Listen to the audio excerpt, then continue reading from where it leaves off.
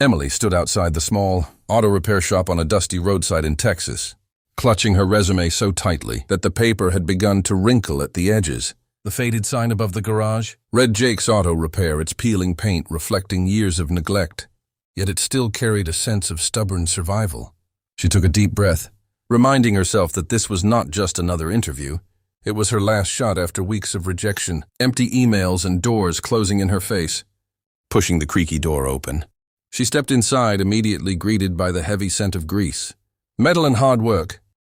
The sound of tools clanking echoed through the space, and in the middle of it all stood Jake, focused under the hood of a worn-out truck. Emily waited politely for a moment, hoping he would notice her, but Jake seemed lost in his work, as if the world outside that engine didn't exist.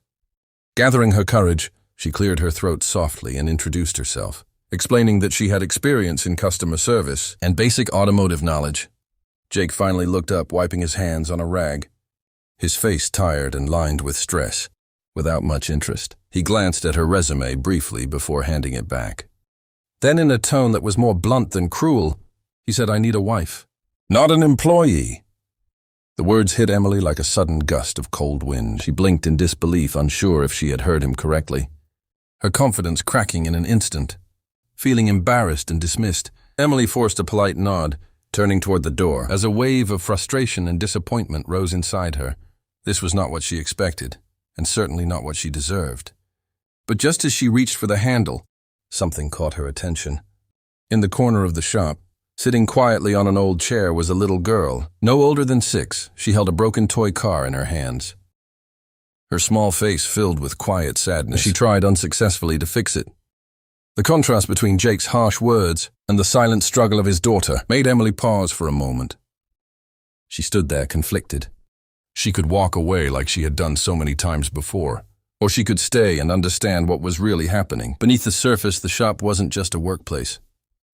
It was a reflection of a life stretched too thin. Jake wasn't just a rude employer.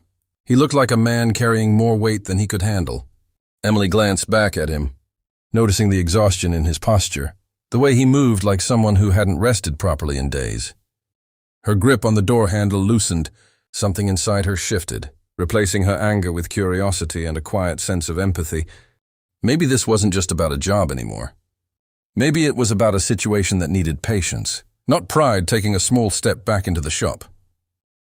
Emily realized that sometimes the most unexpected moments reveal the deepest truths, and this place, messy, chaotic, and imperfect, was hiding a story she hadn't planned to be part of.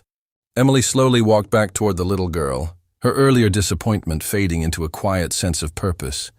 Kneeling beside her, she offered a warm smile and gently asked what was wrong. The child looked up with hesitant eyes, holding out the broken toy car with a small crack in its wheel.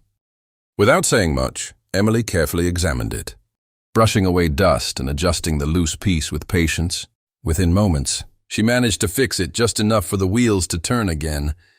The girl's face lit up instantly, a genuine smile replacing her sadness, and she whispered a soft "thank you" that filled the room with unexpected warmth. Across the shop, Jake had been watching the entire scene unfold.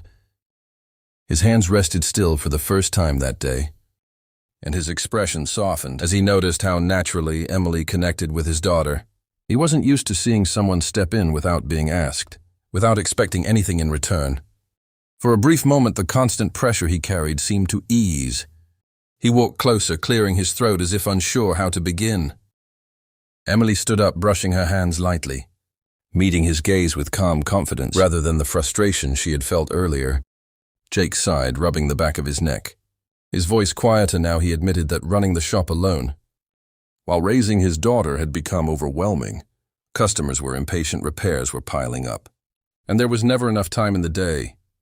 His earlier words suddenly felt out of place, and he didn't try to defend them. Instead, he simply said he didn't know how to manage everything anymore. Emily listened without interrupting, her expression thoughtful, as she took in the reality behind his rough exterior. "You don't need a wife," she said gently. Her tone steady but kind. "You need support. Someone who can help you keep this place running and give you a little breathing room." Her words were simple, but they carried a clarity Jake hadn't heard in a long time. He looked around his shop, seeing it through a different lens, realizing how much he had been trying to handle alone. The silence between them wasn't uncomfortable. It felt like a turning point neither of them had expected. After a long pause, Jake nodded slowly, as if coming to a decision he should have made earlier.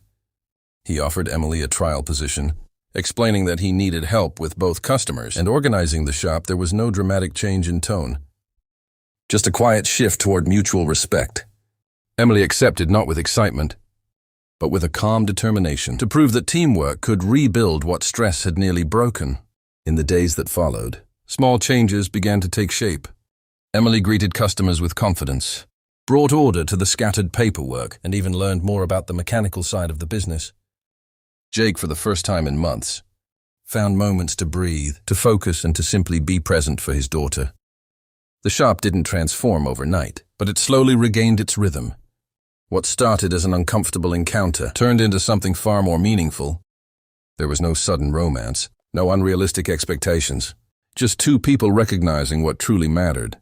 In a place once filled with tension and exhaustion, respect and understanding began to grow, proving that sometimes the strongest partnerships are built not on perfect beginnings, but on honest second chances.